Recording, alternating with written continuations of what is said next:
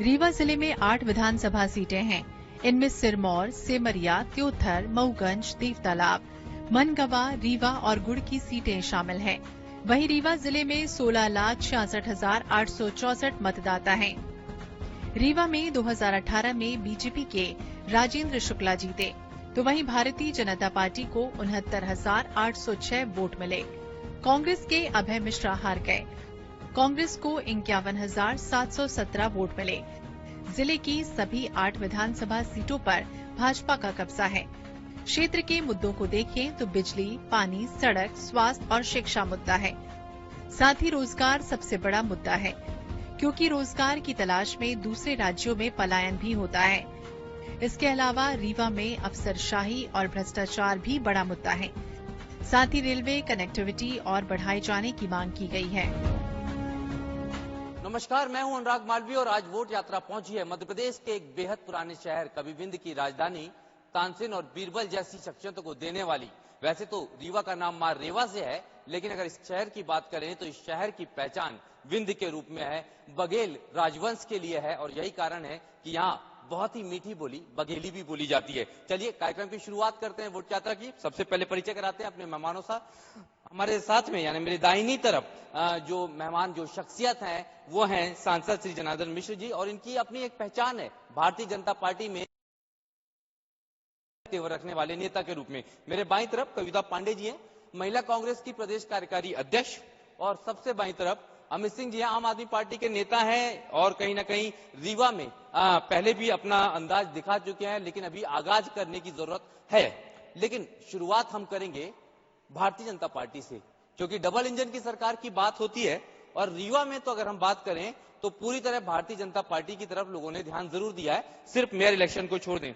Sir, खूब सारा भरोसा यहाँ की जनता आप पर करते आई है। दिल्ली से लेकर मध्य प्रदेश तक के सरकार बनाने में यहाँ के लोगों का बड़ा योगदान रहा है। क्या बड़ी सौगातें रही है पिछले 5 सालों की बात करें तो? एशिया का सबसे बड़ा solar plant, Mukundpur tiger safari, देश की सबसे चौड़ी टनल, रेलवे का भी सिंगरौली प्रवेश के लिए सबसे बड़ी सुरंग खोदी जा रही है जो लगभग पूर्णता की ओर है, सुपर स्पेशलिटी हॉस्पिटल, हवाई अड्डा और रेलवे कनेक्टिविटी में विकास, ये सारी और कोरोना में जबलपुर हो, चाहे प्रयाग हो, काशी हो या और दूसरे शहरों के लोग हैं, उन्होंने रीवा में एडमिशन चाहा क्योंकि यहाँ ऑक्सीजन की पूर्णतः आपूर्ति बराबर रही आई और ये कॉन्फिडेंस रहा है कि रीवा में ऑक्सीजन की उपलब्धता में कोई कमी नहीं आएगी। इसलिए रीवा के अस्पताल पर, यहाँ के व्यवस्था पर पूरी निर्भरता। इस तरह से अगर देखें तो पिछले 5 वर्षों में रीवा का चतुर्मुखी विकास हुआ है। हम पूरी तरह से सड़क कनेक्टिविटी चारों दिशाओं में 4 लेन से हो गई है। कोरोना के बाद, कोरोना के समय जो नहरों का काम शेष था या कि रुक गया था, उनको फिर से 900 करोड़ रुपए दे करके और उनका काम शुरू किया गया है। 3,100 करोड़ रुपए से हर घर से नल को जोड़ने की योजना का शिलान्यास हुआ, शुभारंभ हुआ है भी, और वो आगामी कुछ वर्षों में अपना जब पूर्णतः आकार लेगी तो इस जिले का हर घर नल से जुड़ जाएगा। तो इस तरह ये बड़ी लंबी फहरिस्त है और भी आपसे जानकारी लेंगे। कविता पांडे जी हैं मेरी बाईं तरफ। एक अगर देखें तो चौमुखी विकास की बात हुई है, काफी सारे उल्लेखनीय कार्य भी गिनाए गए हैं, उसके बाद भी आप लोगों में आक्रोश बना रहता है। मुझे लग रहा है कि बातें बहुत बड़ी बड़ी हैं, लेकिन वस्तुतः जमीन में यथार्थ में कोई काम नहीं हुआ। अभी सांसद जी ने कहा कि सुपर स्पेशलिटी, तो मैं आपका आप खुद ही वकील हैं और बहुत ज्ञानी हैं, मैं आपका सम्मान करती हूं, लेकिन मैं आपकी जानकारी के लिए बता दूं कि सन 2014 तक कांग्रेस की सरकार थी, केंद्रीय स्वास्थ्य मंत्री गुलाम नबी आजाद साहब थे, और सन 2012 में सुपर स्पेशलिटी अस्पताल का ये मात्र ब्लॉक है, ना कि सुपर स्पेशलिटी है, और 2012 में ये मंजूर हुआ और केंद्रीय मंत्री गुलाम नबी आजाद साहब ने दिया है। तो इसको आप किस हिसाब से अपने खाते में ले रहे हैं, ये मेरे लिए बड़े हैरानी और आश्चर्य की बात है। रही बात, अभी मैं बद्रीनाथ जी के दर्शन करने गई थी, और बद्री विशाल जी के दरवाजे में रीवा के लक्ष्मण बाग संस्थान की 70 डिसमिल जमीन थी, और जिसमें धर्मशाला बना था, मंदिर बना था, और विंध्य प्रदेश के लोग जाकर उसमें रुकते थे, यात्रा करते थे। बद्री विशाल हमारे बैकुंठ धाम माना जाता है कि जो आए उसका दर्शन करने लोग जाते हैं।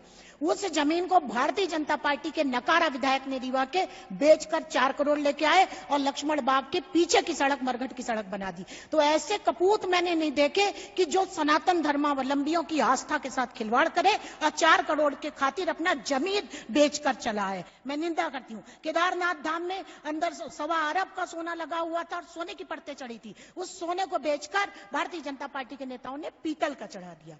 अब हम आपको लोकल चीजों में आते हैं। जो बात आपने की, ट्रेन के टिकट में 60 साल के ऊपर के लोग होते थे, बुजुर्ग, उनको 50% आरक्षण मिला करता था। भारतीय जनता पार्टी ने आते उनके भी ऊपर कतर दिए।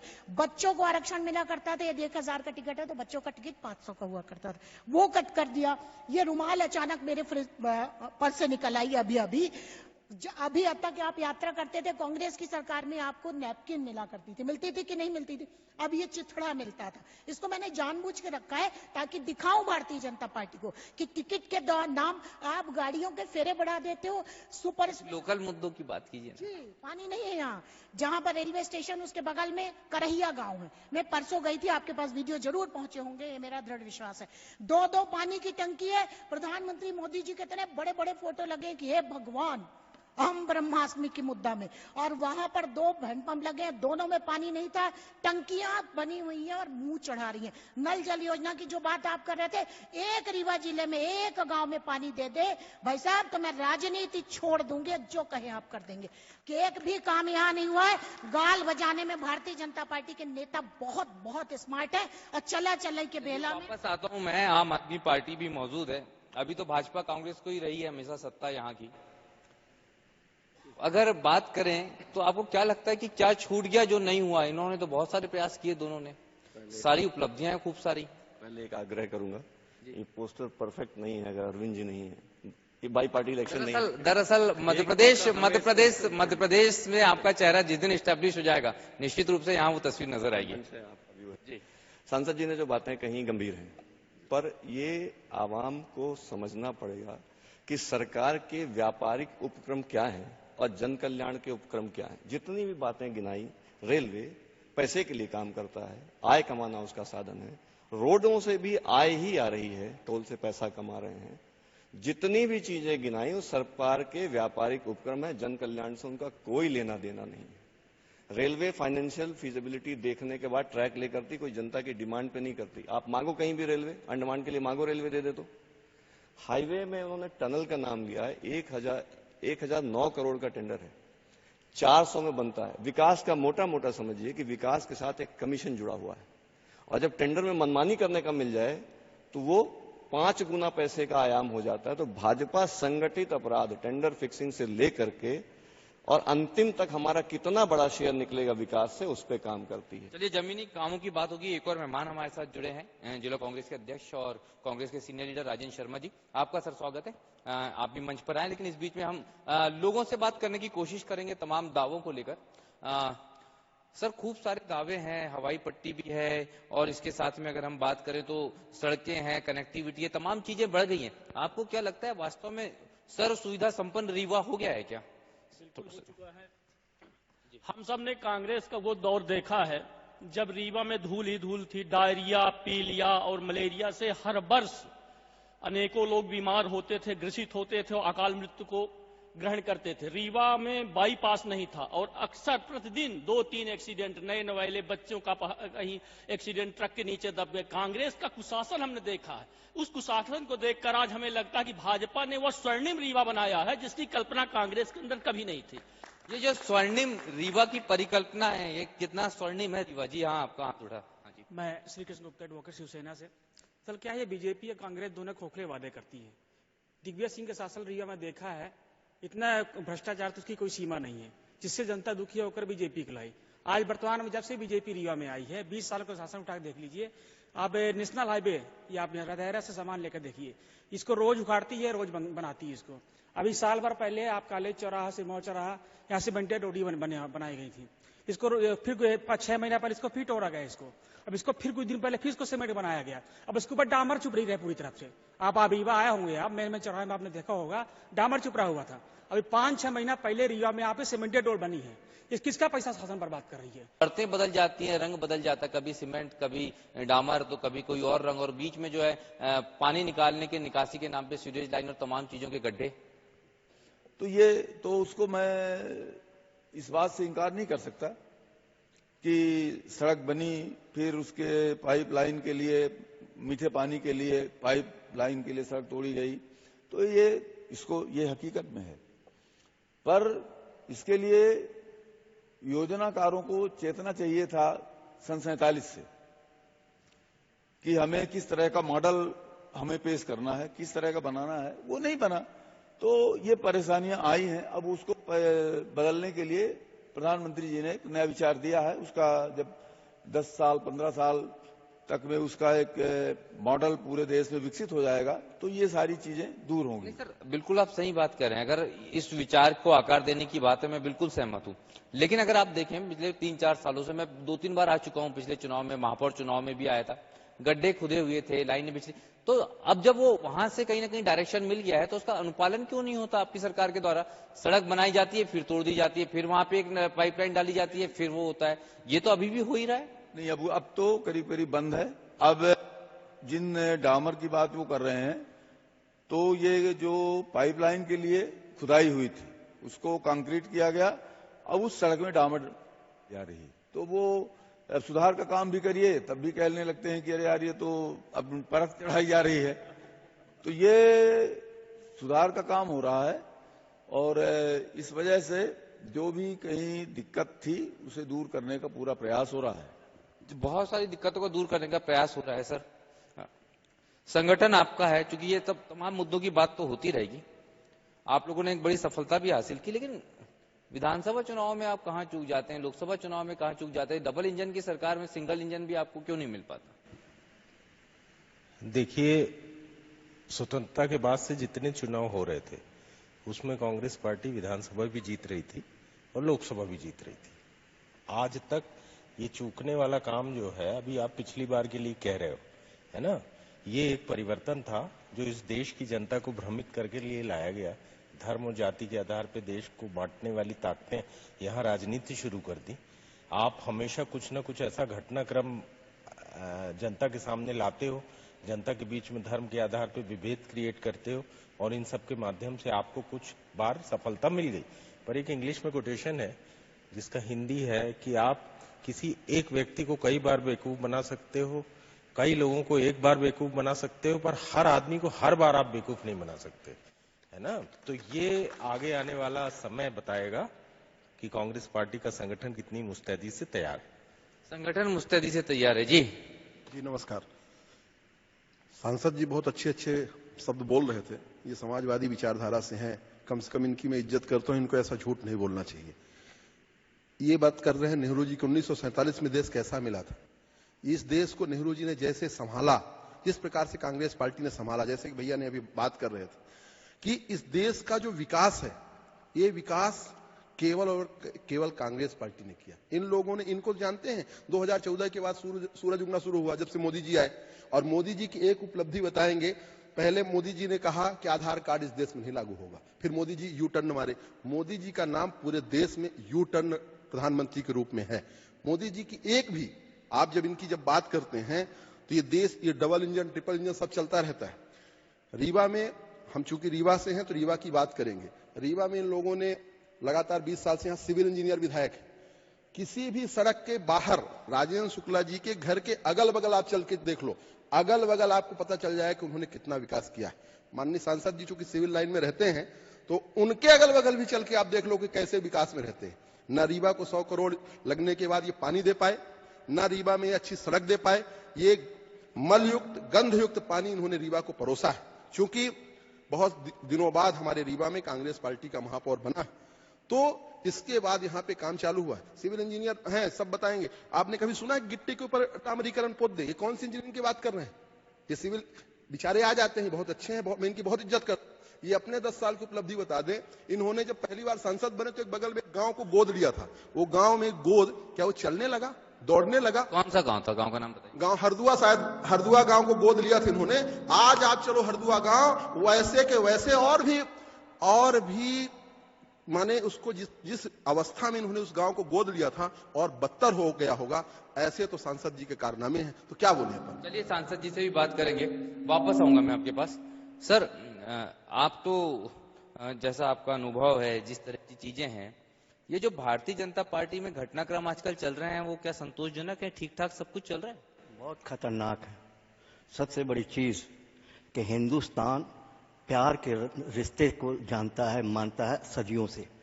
यहाँ बुद्ध हुए हैं, यहाँ कबीर हुए हैं, गुरु नानक हुए हैं, विवेकानंद हुए हैं, इस देश में गांधी हुए हैं, लोहिया हुए हैं, जयप्रकाश हुए हैं, जिन्होंने शांति, प्रेम, अहिंसा, भाईचारा, सद्भावना का संदेश दिया। आज उस देश में 14 के बाद से जो दंगे हो रहे हैं, धर्म के नाम पे, जात के नाम पे, मंदिर मस्जिद के नाम पे, हिंदू मुसलमान के नाम पे, आज जो नफरत की आंधी इस पूरे देश में चलाई जा रही है। दंगे पहले भी होते रहे, लेकिन सत्ता से पोषित दंगाई नहीं होते थे। तब हिंदू जाति के आधार पर, धर्म के स्थानीय मुद्दों पे होते थे। लेकिन ये जो हो रहा है, जिसमें प्रज्ञा ठाकुर बोलती हैं, जिसमें गिरिराज सिंह बोलते हैं और जिसमें ब्रजभूषण सिंह बोलते हैं, और इस तरह के लोग, और मोदी जी उसमें सहमत देते हैं। और आज आप बताइए कि मणिपुर जल रहा है। मणिपुर में सैकड़ों की संख्या, हजारों की संख्या में लोग मर रहे हैं हिंसा में। लेकिन आज हमारे मौनी बाबा, इनको मनमोहन सिंह कहा करते थे जब मनमोहन सिंह जी थे प्रधानमंत्री इस देश में, यही मोदी जी। आज आप मनमोहन कैसे, आप मन की बात करते हैं, मणिपुर की बात नहीं करते हैं। आप मणिपुर की बात करिए और जो हिंसा हुई है उस पर आप चिंता व्यक्त करिए, उसको शांत करिए। सर, मैं आऊंगा क्योंकि ये सांसद जी के परिप्रेक्ष्य में, क्योंकि वो दिल्ली तक पहुंचते हैं, दिल्ली में नीति रीति में हमेशा आपकी एक सहभागिता होती है। सर, ये क्यों बार बार भारतीय जनता पार्टी पर एक सुई घूमकर आती है और कहा जाता है कि विभाजन की राजनीति, पोलराइजेशन की राजनीति, धर्म की राजनीति, ये सारी राजनीति के आरोप आप पे क्यों लगते हैं? ये कुंठित और इस देश को तुष्टीकरण की राजनीति पर चलाया गया और एक वर्ग को हमेशा भयभीत करके रखा गया कि नहीं, अगर तुम कांग्रेस को वोट नहीं करोगे तो तुमको इस देश से निकाल दिया जाएगा, बंगाल की खाड़ी में फेंक दिया जाएगा। और इस तरह से एक वर्ग पोषित किया गया और उसके मन में यह विचार आने लगा कि नहीं, इस देश का मालिक मैं हूं। और यह कहा गया कि नहीं, इस देश के संसाधनों पर उस वर्ग विशेष का पूरा अधिकार, पहला अधिकार उसका है, मुसलमानों को पहला अधिकार है। ये तत्कालीन प्रधानमंत्री मनमोहन सिंह जी ने कहा था। अब वो अवधारणा खत्म होने लगी। प्रधानमंत्री जी ने कहा कि मेरी सरकार गरीबों के लिए समर्पित सरकार है। तो इस अवधारणा की वजह से आज ये परिस्थितियां, इस तरह की बातें आने लगी हैं कि वो जो एक बिगड़ैल दामाद या बिगड़ैल रिश्तेदार, उसकी औकात उसको बताने जाने लगी, नहीं तुम दामाद नहीं हो, तुम रिश्तेदार नहीं हो, तुम इस देश के नागरिक हो, इस देश की भूमि पर तुम भी उसी तरह के अधिकारी हो जिस तरह के अधिकारी दूसरे लोग हैं, तुमको किसी तरह का अधिकार, विशेष अधिकार नहीं प्राप्त। उससे ये विचलन पैदा हुआ। तो ये जो समाज में एक नशे के प्रति जो आकर्षण बढ़ा है या कि समाज उसको कंट्रोल नहीं कर पा रहा है, उसमें ये अपराध जो नौजवान लड़के आ रहे हैं, वो नशा उसमें एक बहुत बड़ा कारण है। और दूसरा, संपत्ति का लालच। संपत्ति की लालच इतनी अधिक बढ़ी है कि अभी एक घटना आई कि बुआ उस बच्चे को पढ़ा रही है, 7-8 साल से 9 साल से लगातार वो बुआ के साथ पढ़ रहा है और बुआ का चली गई, उसका जितना जेवरात था वो सब लेकर के वो बच्चा गायब हो गया। अब इसको अपराध कहिए या समाज की मानसिकता कहिए, तो इस तरह के अपराध हो रहे हैं। उसको अपन ये कह दें कि नहीं अपराध शून्य कर दिया हमने, तो वो बात भी नहीं है। लेकिन सर बिल्कुल अपराधों को लेकर बात होगी जी। मैं ये कह रहा था कि ये जो क्राइम की बात आती है, तो क्राइम रीवा में बढ़ रहा है, मध्य प्रदेश में बढ़ रहा है। आप लोग लगातार जो है एनसीआरबी के आंकड़ों की बात करते हैं, लेकिन सांसद जी का कहना यह है कि कुछ सोशल लेवल पे चीजें बदल रही है, कुछ इस तरह के क्राइम हो रहे हैं जो दूसरे ड्रग बेस्ड होते हैं, जो बड़े इजीली अवेलेबल हो जाते हैं, तो इसमें उतनी रिस्पॉन्सिबिलिटी सरकार की नहीं होती। लश्कर भी तुम्हारा, अखबार तुम्हारा, तुम झूठ को सच कह दो, अखबार तुम्हारा। सांसद जी ऐसा लग रहा है कि कोई संत और प्रवचन दे रहे हैं। 18-19 साल की सरकार में किसकी जवाबदेही है कि गाजर घास सूखो या आयोडेक्स उगो या XYZ कुछ भी सूगो, तो इसकी जिम्मेदारी किसकी है ये बताएंगे क्या? क्या यहाँ पे संत का कोई प्रवचन हो रहा है? जब आप सरकार में हो, शासन और प्रशासन आपकी मुट्ठी में, तो जवाबदेही और जिम्मेदारी दोनों लेनी पड़ेगी।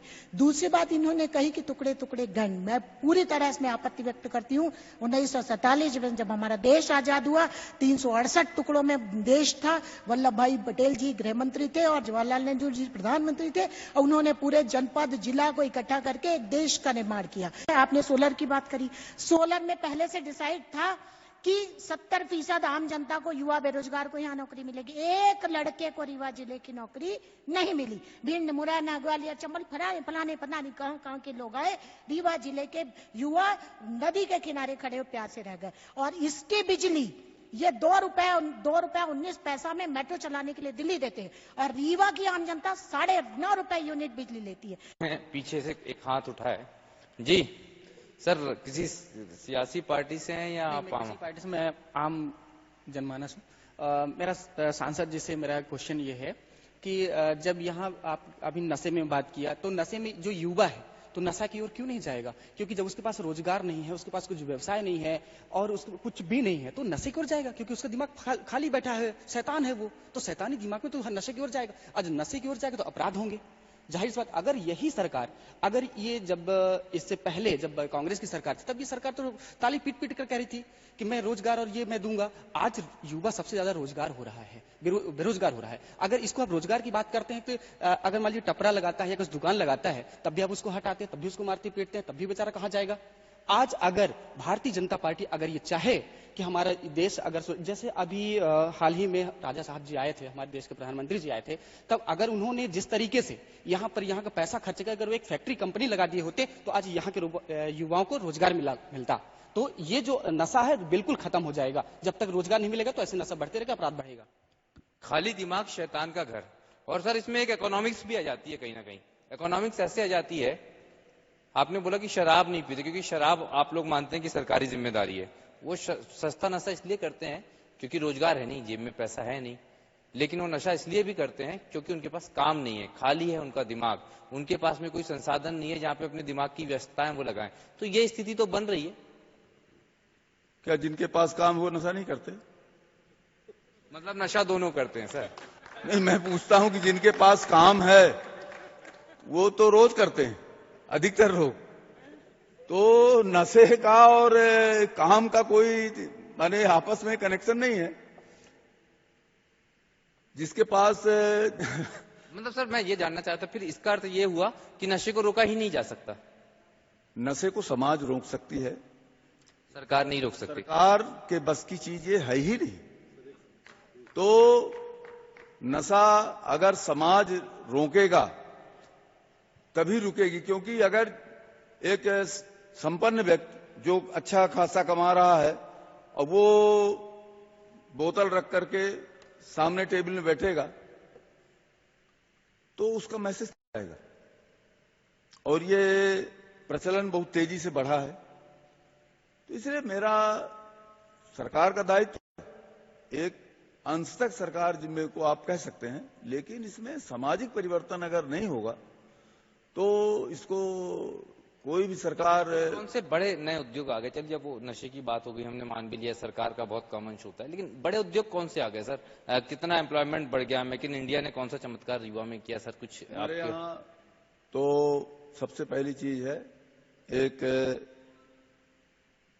विचार। यहाँ पर आप देखें कि जो रीवा है वो कृषि प्रधान जिला है और यहाँ के लोगों को रोजगार का सबसे बड़ा साधन अगर हो सकता है वो सिंचाई हो सकती है। और सिंचाई के माध्यम से आप एक इंडस्ट्री लगा दो 5,000 करोड़ रुपए की, तो उसमें आप कितने को लोग 1,000 लोग 2,000 लोगों को रोजगार दोगे। साइड बिजनेस बना लीजिए 4-5 लोगों को रोजगार में, इससे ज्यादा आप रोजगार नहीं दे सकते। और अगर 5,000 करोड़ की नहरें आप बना दीजिए तो मैं समझता हूं कि 1 लाख लोगों को काम मिल जाएगा। कितना रकबा बढ़ गया सर सिंचाई का? जिले में 32 लाख हेक्टेयर, 1/3 रकबा, इसको मोटे मोटे अगर समझ लीजिए कि इस जिले का 1/3 रकबा पूर्णतः सिंचित हो चुका है।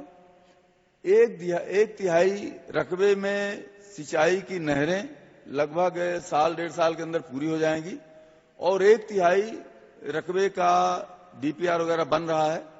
तो इस तरह से आगामी 7-8 वर्षों में इस जिले की 90% जमीन सिंचित हो जाएगी। 90% जमीन सिंचित हो जाएगी रीवा की, ये सांसद जी बता रहे हैं। देखिए, बाण सागर परियोजना 1967 में कंसेप्चुलाइज हुई थी और इसके बाद 77 में इसका शिलान्यास हुआ था। मेरा सिर्फ ये कहना है, हत्या में मध्य प्रदेश नंबर 1 क्यों है?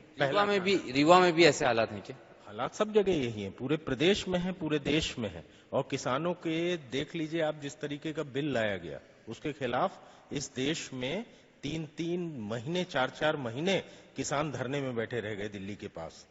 मेरा कहना है कि किसान अगर सुखी है, किसान अगर समृद्ध है, तो वो आंदोलन और आत्महत्या के लिए क्यों बाध्य? आपने खेती को लाभ का धंधा रहने ही नहीं दिया। आज की तारीख में खेती की लागत इतनी ज्यादा है, आप सारे खेती के उपकरणों पे जीएसटी ले रहे हो। इसके पहले जीएसटी नहीं था। आज आप देखिए सारे खेती के उपकरण जो है उस पे आपको जीएसटी लग रहा है। जो रॉ मटेरियल खेती के लिए लगता है वो 2 लगता है, आपका डीजल लगेगा या बिजली लगेगी। आप बिजली आप दे नहीं रहे हो और डीजल की ये हालत है कि डीजल उनको वो किसान अफोर्ड नहीं कर सकता, उसको ले नहीं सकता। तो किस तरीके से आप किसानों की मदद कर रहे हैं? देखिए, भारतीय जनता पार्टी के सदैव से ही 2 चेहरे रहे। एक चेहरा वो है जो अपनी बहनों को लाडली बहना कहती हैं और दूसरा वो चेहरा है जब ये ब्रजभूषण शरण सिंह के साथ खड़े हो जाते हैं, जो ब्रजभूषण शरण सिंह ने हमारी बच्चियों के साथ पे गलत निगाह रखी। ये कैसा चेहरा है? ये जो 2 चेहरों की बात हो रही, चूंकि आप इंजीनियरिंग के छात्र हैं और युवा भी हैं, शिक्षा को लेकर थोड़ा सा जानना चाह रहा था, क्योंकि सारे मुद्दों पे बात करनी है। रीवा को लेकर थोड़े, जैसे रीवा में यूनिवर्सिटी भी है, मेडिकल कॉलेज, इंजीनियरिंग, तमाम संसाधन है, लेकिन मैं देखता हूँ रीवा के छात्र जो हैं वो रेवांचल पकड़ के भोपाल पहुंचते हैं, भोपाल से इंदौर चले जाते हैं। ऐसा क्यों होता है? देखिए, शिक्षा को अगर बहुत बारीकी से समझे हम, तो सबसे पहली जरूरत होती है प्राइमरी शिक्षा को मजबूत करने की। प्राइमरी शिक्षा में आधार अगर मजबूत होंगे तो वही बच्चे कहीं मेरिटोरियस लाइंस में जाएंगे। दूसरी चीज, अब का जो पाठ्यक्रम है वो एकदम इरेलेवेंट है समाज की जरूरतों के हिसाब से। कोई बच्चा इंजीनियरिंग पढ़ के आया है, उसको आप इतना नहीं बोल सकते कि भैया अपनी स्कूटर रिपेयर कर लो। जो उसका आउटपुट होना चाहिए एजुकेशन का। यहां लोग कहते हैं कि रीवा का आदमी एम्प्लॉयबल नहीं है। मैं रीवा के कम से कम 20 व्यक्ति गिना दूंगा जो नासा में काम कर रहे हैं। एप्पल के एशिया हेड रीवा से पढ़े हुए हैं, रीवा इंजीनियरिंग कॉलेज से। आर्मी में कितने नेवल चीफ और इस तरह के में जा रहे हैं। ऑस्ट्रिया, वियना, जितनी यूएसए, यूके, सारा आईटी के अलावा बहुत सारे अच्छे सेक्टर्स में रीवा के लोग बहुत अच्छा काम कर रहे हैं। राजन सर को भी ये बात बहुत अच्छे से पता होगी, हमारे कॉलेज के एल्यूमिनी एसोसिएशन के अध्यक्ष भी हैं वो, और अन्य कॉलेजों के जो एल्यूमिनीज के अध्यक्ष हैं वो सब ये बता रहे हैं। एम्प्लॉयबिलिटी की प्रॉब्लम नहीं। हम पाठ्यक्रम को कभी भी वर्तमान जरूरतों के साथ नहीं जोड़ते, इंडस्ट्री से नहीं जोड़ते। एक उदाहरण दूंगा, लॉ की पढ़ाई है। लॉ को कोई पढ़ने जाता है तो उसको पेपर भी होता है। लॉयर को पूरी जिंदगी किताबें देख करके ही अपना काम करने की आजादी है। कोई कोर्ट रूम मना नहीं करता कि आप बुक्स रेफर मत करिए। फिर लॉ में परीक्षा क्यों हो रही है? उसकी एनालिटिकल स्किल्स को डेवलप करना है, हम उसको रट्टू तोता बनाए जा रहे हैं। इंजीनियरिंग का देख लीजिए, एमबीए को मेडिकल एजुकेशन देखिए, हर कॉलेज के साथ एक अस्पताल जुड़ा हुआ है। तो प्रायोगिक ज्ञान साथ में बनता है। भारत में भी कहा गया है कि जो करके नहीं देखा गया वो ज्ञान व्यर्थ होता है। रीवा के मेडिकल कॉलेज की क्या हालात हैं, क्या स्थितियां हैं? मेडिकल एजुकेशन में रीवा मेडिकल कॉलेज बहुत अच्छा कर रहा है। उसके स्टूडेंट्स भी बहुत ब्राइट हैं, बहुत अच्छे जगह से क्वालिफाई करके पीजीज करते हैं। सर्जरी, अब जितना इंफ्रास्ट्रक्चर आप दोगे, जितनी मॉडर्न मशीन्स दोगे, जैसे एलोपैथी का जैसा विस्तार हो रहा है, वैसी फैसिलिटीज आपको देनी पड़ेगी। रिसर्च के नाम पे मेडिकल फील्ड में हमारे यहाँ कुछ भी नहीं। इंडिया नहीं कहूंगा, एम्स वगैरह में हो रहे हैं, पर हम रिसर्च इन्वॉल्व नहीं करेंगे तो ये अब मेडिकल स्टूडेंट का क्या रहता है, हम केवल पैसे कमा ले कैसे भी, जितना दे के पढ़ के आए कहीं से उतना कमा ले कैसे भी। देखिए, रीवा का जो शिक्षा स्तर है, ये पिछले 20 साल में नहीं बता पाएंगे कि इन्होंने एक स्कूल खोला, एक स्कूल ये नाम नहीं बता पाएंगे कि इन्होंने कब। सीएम राज स्कूल तो खुले होंगे अभी। सीएम राज स्कूल तो पहले से पीके स्कूल का सीएम राज बना दिया, कौन सा नया स्कूल खोल दिया? मैं सबके सामने बोल रहा हूं कि पीके स्कूल रीवा में कन्या विद्यालय थी, आप एक नया स्कूल खोल देते नए प्रीमाइसेस में। सुनिए, एक भी मॉडल स्कूल था यहां कांग्रेस के जमाने में। रीवा में जितनी भी शैक्षणिक संस्थाएं हैं, जो पढ़े लिखे लोग हैं, वो कहीं ना कहीं कांग्रेस के जमाने के स्कूलों से निकले। इनके पास केवल और केवल झूठ का पुलिंदा। सुनिए, एक शिक्षा का स्तर क्या, मैं आऊंगा ना वापस, बहुत सारे सवाल हैं अभी मेरे पास। जी, शिक्षा। मैं मध्य प्रदेश शिक्षक संघ से डॉक्टर कौशलेंद्र त्रिपाठी हूं। शिक्षा का स्तर अगर स्वतंत्रता से लेकर कहा जाए तो तक्षशिला, नालंदा, विक्रम विश्वविद्यालय, प्रयाग विश्वविद्यालय के बाद रीवा शिक्षा का एक बहुत बड़ा केंद्र रहा है और यहां से संस्कृत शिक्षा, आयुर्वेद शिक्षा, चिकित्सा शिक्षा, तकनीकी शिक्षा, कृषि शिक्षा, सारे शिक्षाओं के साथ एक दो कार्य यहाँ नहीं हुए थे।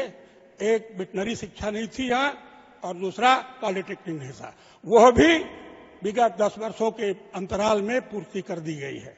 रहा सवाल शिक्षा के उन्मुखीकरण में, मध्य प्रदेश शासन में ही नहीं, भारत सरकार के अंदर मानव संसाधन विकास मंत्रालय ने शिक्षा के क्षेत्र में जो परिवर्तन लाया है, ये कौशल विकास की जो हमारी पुरानी पद्धति थी, शिक्षा पद्धति की, जिसमें स्किल डेवलपमेंट होता था, जो जहां पैदा होता था उसी परिप्रेक्ष्य में कुटीर उद्योग, लघु उद्योग, कृषि उद्योग खत्म कर दिए गए और उच्च तकनीक की उन्नत शिक्षाएं आ गई, जिसके कारण में हमारी स्थानीय बेरोजगारी बढ़ी है। साथ साथ शिक्षा के उन्मुखीकरण के लिए प्रशासन का जो सबसे बड़ा कमजोरी है, जो अच्छा कार्य करे उसे पुरस्कृत न किया जाए, वही चीज पढ़ाते पढ़ाते शिक्षक को सम्मान न दिया जाए, यह मध्य प्रदेश शासन और भारत शासन के अंतर्गत अगर अनुसंधान नहीं होंगे तो देश का विकास नहीं होगा। अनुसंधान होना चाहिए। वापस आ रहे हैं, वापस आपके पास। जी, मैं प्रमोद शर्मा हूं, पूर्व जिला अध्यक्ष हूं आम आदमी पार्टी का। रीवा के बारे में डिबेट आपका चल रहा है, रीवा के बारे में पूरे हिंदुस्तान में खींच रहे हैं लोग। बताना चाहता हूं आपको, ये शिक्षा की बात आपने की, शिक्षा की बात, यहां पर जितनी भी प्राइवेट स्कूलें हैं या मेडिकल कॉलेज हैं, यहां पर ये दोनों दल के लोग खड़े हैं, बीजेपी कांग्रेस के, इनके दोनों लोगों के यहां पर ये संस्थाएं हैं। इस कारण से यहां शिक्षा का स्तर नहीं बढ़ पा रहा है। हमारे घर के बच्चे पढ़ने अगर जाएंगे तो यहां से बाहर जाएंगे। बात की सांसद महोदय ने जी भी और जिला अध्यक्ष जो है राजेंद्र जी ने भी बात की कि यहाँ की सड़कों के बारे में। मैं बता दूं, यहां पर एक रतहरा से लेकर जो है चौराहा बाईपास तक सड़क बनी थी। उस सड़क के अंदर में मतलब 15 गुना अधिक बजट लगाया और पिछले 15 सालों से बन रहा है। उसमें जानकर आश्चर्य होगा, 15 साल से सरकार बीजेपी की है और उसमें 18 लोग जो ब्लैक लिस्टेड हो गए हैं वो कांग्रेस के ठेकेदार हैं। दूसरी बात आप समझ लें, इस रीवा जिले के अंदर में जो बात कर रहे हैं कि नशा का पूरे हिंदुस्तान के अंदर में एनपीडीएस जो है यहां पर जो हो रहा है वो सबसे अधिक हाईएस्ट पोजीशन यहां पर है। और बता दूं आपको कि यहां पर बहुत सारे राजनीतिक ऐसे लोग हैं जिनका संरक्षित बाद में गाड़ियां पकड़ती हैं। यहां पर जब लोग आते हैं तो मालूम चलता कोई बड़ा मतलब राजनेता जो है उसके पीछे है। आप तो नाम भी बता दीजिए सर, कोई दिक्कत नहीं। नाम मेरे पर 20 करोड़ रुपए का मुकदमा चल रहा है अभी, नाम बताने पर सही बात बोल रहे हैं। 10 करोड़ का और हो जाएगा। ठीक है, राजेंद्र शुक्ला जी जो है, ये बोल रहा हूं आपको मैं यहां पर खड़े होके, ये आपके सामने, कि राजेंद्र शुक्ला जी नहीं चाहते इस बात को कि यहां पर कोरेस का जो है धंधा बंद हो, इसी कारण से यहां पर हो। और दूसरी बात, उसका उदाहरण ये भी ले लीजिए कि यहां पर इनके कलेक्टर महोदय से लेकर सारे जितने डिपार्टमेंटल लोग हैं, उनको कोई भी कोविड के टाइम का मैं उदाहरण देता हूं, कोविड के टाइम पे सबको बैन लगा हुआ था। यहां पर जो है 2 लोग बैठ के जो है यहां पर उनके विधायक जो है वहां पर केक काट रहे थे। उनका जब आम आदमी पार्टी ने विरोध किया तो उनके ऊपर अब जो केस एफआईआर दर्ज होना चाहिए वो ना दर्ज करके उन्होंने ये किया। ऐसे ही जब यहां पर कोई भी काम होता है थाने के अंदर में, जब ये होता है, कहीं पर कोई गाड़ी पकड़ाती है किसी को नशाखोर का, तो इनके ही लोगों के द्वारा जो है जाके वहां थाने में छुड़वाने का काम होता है। एक मिनट, ये जो मिली जुली सरकार का जवाब पहले आपसे ले लेते हैं। मतलब वो ठेके दे रही है भाजपा की सरकार और ठेके मिल रहे हैं कांग्रेस को, और फिर ब्लैकलिस्ट भी हो रहे हो आप। तो झूठ बोलो, बार बार बोलो, 1000 बार बोलो, ये ये तो आम आदमी पार्टी बोल रही है। आम और चाहे खास हो, यहाँ कुछ आम नहीं है, यहाँ सब सम है। जमानत कराओ भाई, अभी करा के चले आ रहे हो अभी। नहीं तो वो बताइए, तो ये चक्कर क्या है, ये सड़क का चक्कर क्या, कुछ सही में सच में मिली जुली सरकार कुछ? नहीं मिली जुली का क्या, भारतीय जनता पार्टी की 18 साल से सरकार है, कहाँ से मिली जुली होगी? कांग्रेस तो है ही नहीं। अरे आप लोग, अच्छा, वो दूसरे तरीके से मिली जुली है, सिंधिया जी के माध्यम से मिली जुली होगी वो। मैं आ रहा हूँ सर वापस। वो एक सवाल, क्योंकि वो आपके गांव का नाम आया था, वहां पे पानी नहीं है आपके गांव में जो? अब वो पता नहीं कहाँ से उनको पानी नहीं दिखा। ठीक है, सुन तो लीजिए, सुनते हैं ना। कोई एक हैंडपंप हो सकता है खराब हुआ हो, बाकी पानी की समस्या इस तरह की नहीं है जिस तरह का एकदम से विस्फोट कर रहे हैं। सर एक और सवाल है, चलिए पानी की बात होगी, पानी पे भी बात करेंगे दोबारा से। सर मैं जब भी रीवा आता हूँ, सच में मैं ये बड़ी ईमानदारी से बता रहा हूँ, ये बड़ी बात आती है हमेशा घूम फिर के ना, कि कभी कोई अपराधी है तो उसको किसने छुड़वाया, तो राजेंद्र शुक्ल जी, किसी ठेकेदार को संरक्षण दिया तो राजेंद्र शुक्ला जी। ये बार बार राजेंद्र शुक्ला जी इतना बेहतरीन पिक्चर में कैसे बने रहते हैं सर? क्योंकि उन्हें आप आधुनिक रीवा के शिल्पकार कह सकते हैं। आधुनिक रीवा का शिल्पकार है राजेंद्र शुक्ला का नाम, राजेंद्र शुक्ला। और उस व्यक्ति की सकारात्मक सोच और उनके कामों को तो ये कोई चैलेंज कर नहीं सकते। क्षमता ही नहीं है, सोच ही नहीं है, तो अब ले दे करके क्या किया जाए? तो कोई कुछ आरोप लगा दो, कोई कुछ आरोप लगा दो। मैं समझता हूं कि इससे गंदा काम कुछ हो नहीं सकता। माने कोई बात हो नहीं सकती कि राजेंद्र शुक्ला नशे वालों को संरक्षण देते हैं।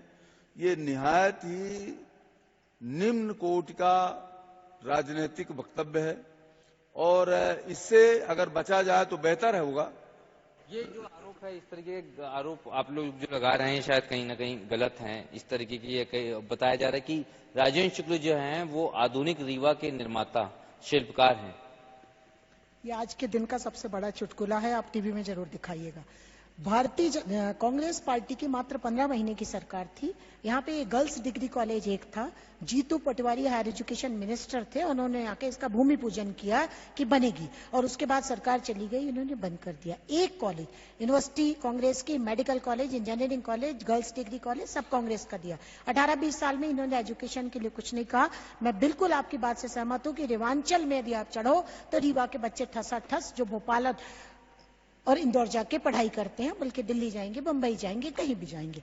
सवाल इस बात का है कि जब भारतीय जनता पार्टी की जब रतारा से चौराहा सड़क की बात हो रही है, वह सड़क, उसी सड़क के किनारे हमारा भी घर है, उसमें कंटिन्यूअसली। आपका भी तो नाम नहीं हो ब्लैक लिस्टेड में? मैं ठेकेदारी नहीं करती, मैं जननेता, समाज सेवी हूँ, सुख दुख के साथ खड़ी होती है। चाणक्य ने कहा है कि जिस देश का राजा व्यापारी होता है उसकी प्रजा भिखारी होती है। राजेंद्र शुक्ला जी ठेकेदार हैं, उस सड़क के ठेकेदार भी वही हैं, काम भी वही करते हैं। विधायक उनका साफ कहना है कि यदि हम तोड़ेंगे नहीं तो हम बनाएंगे कैसे। जनार्दन भैया ने एक बात कही कि सड़क, यहाँ मैं नगर निगम में नेता प्रतिपक्ष रही हूँ, यहाँ पहले सड़क कंक्रीट की बनाई जाती है, उसके बाद उसको खोदा जाता है, उसमें पानी की पाइप डाली जाती है। नगर निगम तो आप महापौर तो आप ही के है ना, कांग्रेस के? ये पहले की बात हो रही है, अभी तो अब 6 महीने कुल हुए ही हैं। उसके बाद उसमें पाइपलाइन डाली जाती है, फिर पाइपलाइन को पैक किया जाता है, हो गई ठेकेदारी। उसके बाद उसमें सीवर ट्रीटमेंट प्लांट की योजना बनाई जाती। तो दैविश धाय करत उपचारा यह खलरीति सदा संसारा, क्योंकि वो खुद ठेकेदार हैं तो वो ठेकेदारी के लिए नई नई दुकान चलाते रहते हैं। एक भी रीवा विधानसभा के किसी भी गांव में आज की डेट में आप चले जाइए, डब्बा लिए हुए महिलाएं आपको दिखेंगी, पानी नहीं है। जहां आप खड़े हो, कपूत अपने बाप आजा की जमीन बेचता, 32 एकड़ जमीन हार्ट ऑफ सिटी आप आस पास पूरी बेचकर खा गए हैं, और उसके बदले में ये दिया है, एक उनके व्यापारी मित्र थे।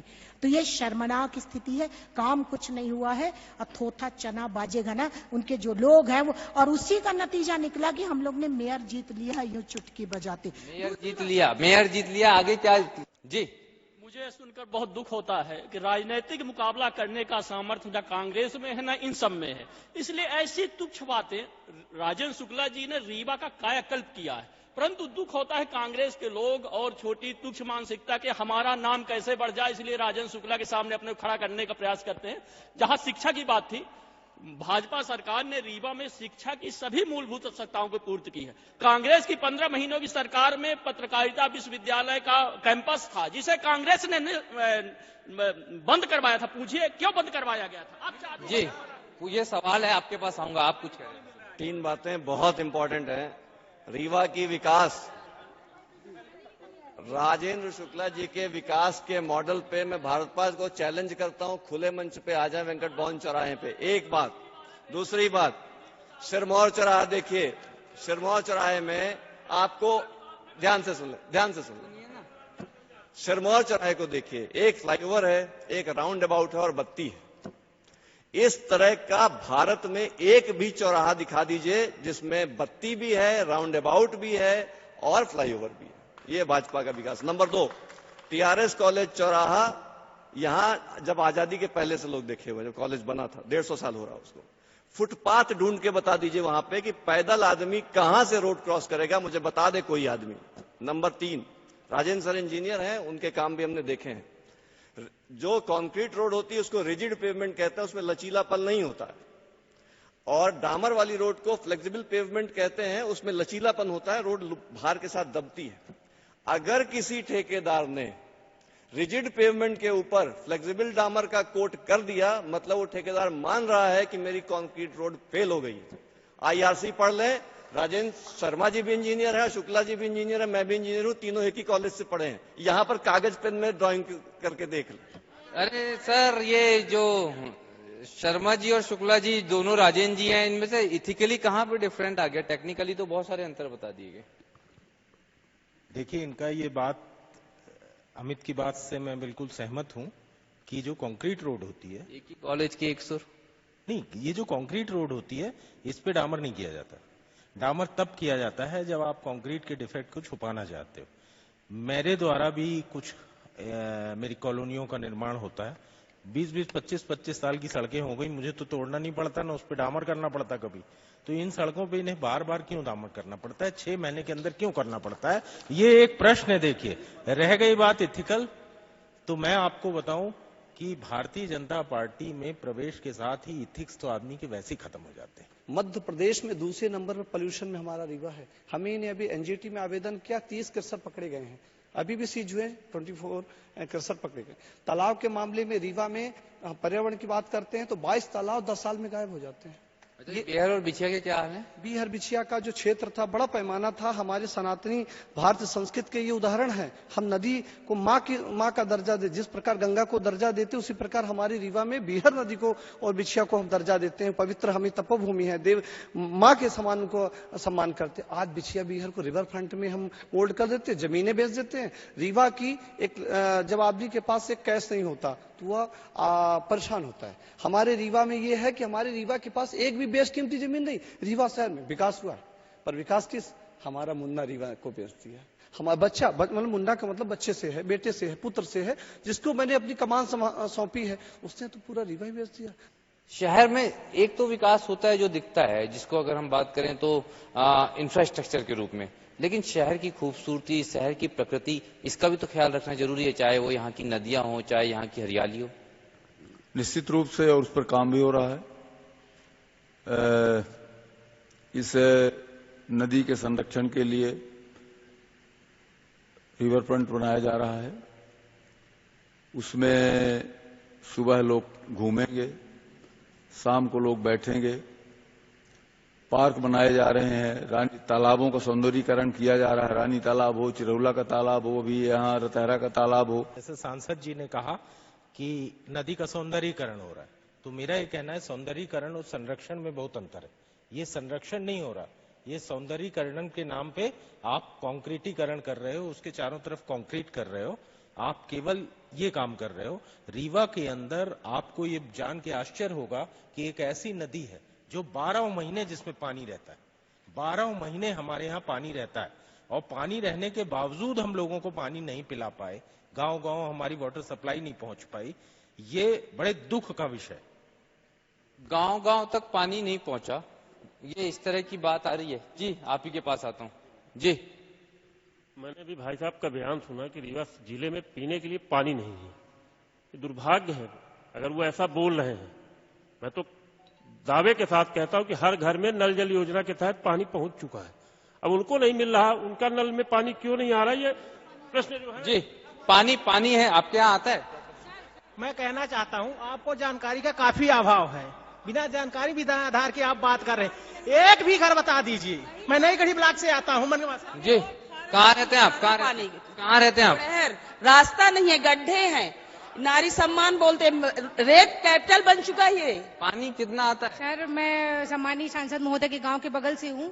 मेरे गांव में सिर्फ एक ही कुआं है, जिसमें सुबह 6 बजे से 9 बजे तक लोग घुस के पानी निकालते हैं। क्या पानी की स्थिति क्या है? सर, अब यहाँ पानी की स्थिति क्या, सारे रीवा का ही हाल बता देते हैं। हाँ, यहाँ जगह जगह नल की तो सुविधा दे दी गई है, मगर पाइपलाइन ऐसे मतलब करोड़ों का, हाँ करोड़ों, भाजपा सरकार ने करोड़ों खर्च किए इस जल थल योजना के तहत, मगर नाली में ऐसे मटेरियल यूज किया गया कि सारी पाइपलाइन फटी है, जगह जगह पानी भी नहीं आ रहा है, सब डिब्बा लेके पानी। और रही रोड, झूठा सर, सब झूठा। जब से बीजेपी 20 साल से आई है, अनप्लान डेवलपमेंट यहाँ पे हो रहा है। रीवा की छोटी पुल को 2 बार बनाया गया। पहली पुलिया बनी आपकी 1 साल में, दूसरी पुलिया बनी 5 साल में। क्यों? क्योंकि पहली पुलिया बनाए ठेकेदार साहब श्री राजेंद्र शुक्ला जी के पिताजी के द्वारा बनाई गई। इसके बाद सरकारी मत से पुलिया वही बनी तो 5 साल बनी। इसी तरह से छोटी पुल के टापू बह गया। आज तक रीवा में 20 साल से मीठे पानी की बात की जा रही है, मीठा पानी प्रॉपर नहीं मिल पाया हमारा। लेकिन बड़ी मीठी बोली है बघेली, लेकिन मीठा पानी क्यों नहीं मिल पा रहा है? पानी शहर में एक 20% इलाकों में भी मीठा पानी नहीं पहुंचा है। बाकी 80% इलाके में पूरे शहर में मीठा पानी पहुंच चुका है। यही लोग कह रहे थे अभी ना कि वो नाली खोद करके पानी ले जा रहे हैं, सड़क खोद करके पानी ले जा रहे हैं। तो अगर सड़क खोद के पानी ले जा रहे हैं तो ये तो कह रहे हैं कि पानी पहुंचा रहा हूं। पानी पहुंचाने के लिए सड़क तो खोदनी पड़ेगी। पहले बनाओ फिर खोदो, पहले ही डाल दो ना भाई। 20 साल से हो यहाँ इतनी बिजली कटौती है, पूरा दिन यहाँ बिजली कटती है 10 से 15 बार दिन भर। रात में, दिन में बिजली गोल होती है। आप लोग दिल्ली में तो बिजली, पानी, शिक्षा की खूब बड़ी बड़ी बातें करते, कोई प्लान है आपके पास रीवा के लिए? बार मौका दे दो रीवा में, 5 साल में दिखा देंगे काम क्या होता है। सर, कुछ आप इस बीच में कहना चाह रहे थे? मैं ये कह रहा हूं कि ये तो बहस नहीं, ये तो हुल्लड़बाजी है।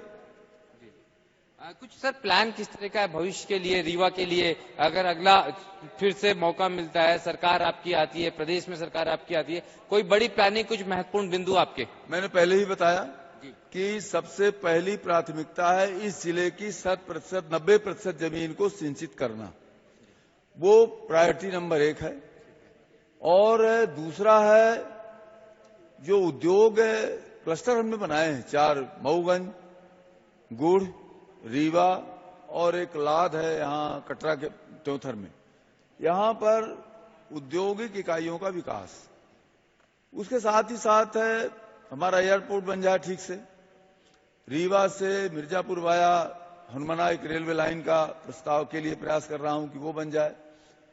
तो इस तरह से जो एक समग्रता आ जाएगी, अगर हम पानी दे पाए, पूरे जिले की 90% जमीन अगर हम सिंचित कर ले गए, तो मैं समझता हूं कि यहाँ के समस्याओं का 70% निदान अपने आप हो जाएगा। वो चलिए, आप लोग क्या बात है, अगर आप लोगों को मौका मिला तो?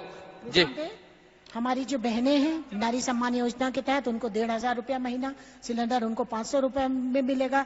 महंगाई की मार से आम जनता की कमर टूटी हुई है, महंगाई से मुक्ति मिलेगी, शोषण से मुक्ति मिलेगी। रीवा के लिए क्या मिलेगा? ये तो प्रदेश के राष्ट्र। सबसे पहले तो गर्ल्स डिग्री कॉलेज जो भारतीय जनता पार्टी के लोग बंद कर दिए, सबसे पहले तो वो बनेगा, उद्योग बनेगा, रोजगार मिलेगा। और जो अपराध बढ़े हैं, जैसा कि भैया भी बोल रहे थे कि गाजर सूखते हैं, गाजर अब नहीं सूख पाएंगे यदि कांग्रेस की सरकार बनेगी। कांग्रेस की सरकार मतलब विकास के फोकस्ड और ओरिएंटेड सरकार। जी जी जी जी जी, जल्दी से जल्दी।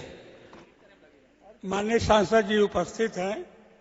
किसी भी राष्ट्र और देश के लिए 5 मूलभूत आवश्यकताएं होती हैं: शिक्षा, स्वास्थ्य, सुरक्षा, कृषि और श्रम।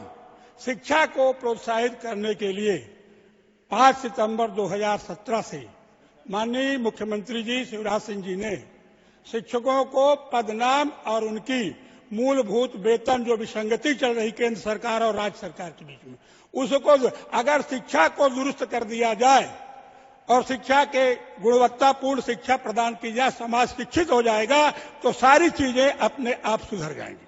चलिए, बिजली, पानी, सड़क, तमाम मुद्दों की बात होती है, रीवा की बात होती है तो इसका नाम रेवा से जुड़ा हुआ है दरअसल। और हम देखें तो यहाँ पर कहीं ना कहीं मीठे पानी की कमी है, कई सारी और भी समस्याएं हैं, कुछ हद तक के विकास भी हुआ है इंफ्रास्ट्रक्चर के लेवल पे, लेकिन अभी उम्मीद रीवा को है बहुत सारे सुधारों की, और ये सुधार जो भी जीतेगा वो जरूर करेगा। इस उम्मीद के साथ मुझे दीजिए इजाजत। धन्यवाद, नमस्कार।